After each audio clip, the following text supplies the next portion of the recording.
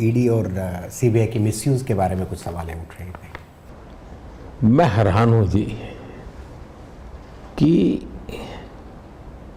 कोई भी, अगर मान लीजिए रेलवे है, रेलवे में टिकट चेकर का एक पोस्ट है, अब कोई ये कहे कि भाई ये क्यों चेक करता है टिकट, क्या हम बेईमान है क्या?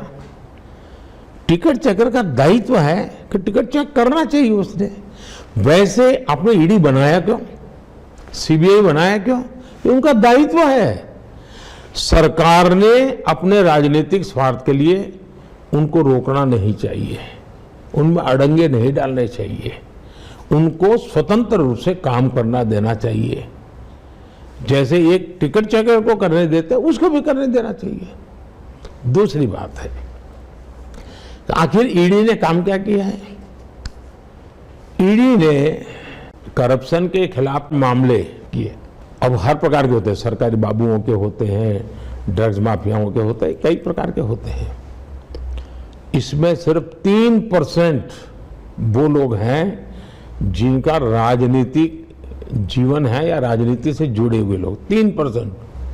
97% वो लोग हैं जो बेईमानी में कहीं न कहीं धरे गए हैं।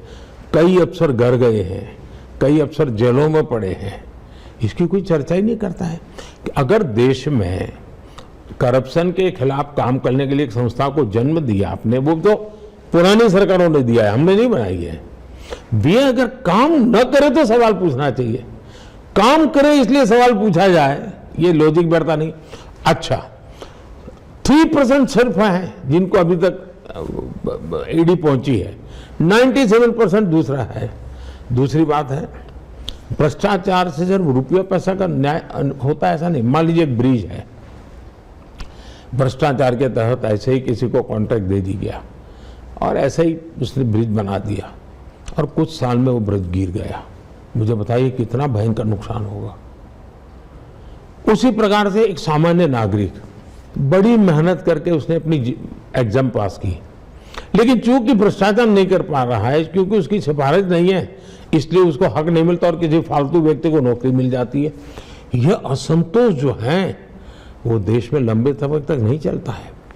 दूसरा, ईडी ने 2014 से पहले पीएमएलए, जिसके अंतर्गत ईडी ऑपरेट करती है, 1800 से कम उन्होंने केसेस किए थे।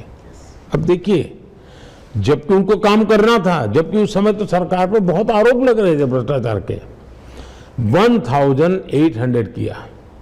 2014 के बाद हमने 10 साल में हमारे यहाँ सरकार खंड में ईडी ने 5000 से ज्यादा केसेस किए हैं। ये उसकी एफिशिएंसी है, उसकी एक्टिविटी दिखाता है। 2014 से पहले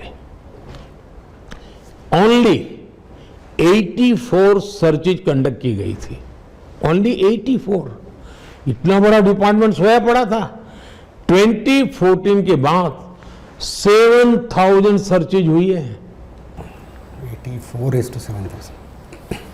2014 के पहले, यानी उनके 10 साल में करीब 5000 करोड़ रुपीस की प्रॉपर्टी अटैच की गई थी।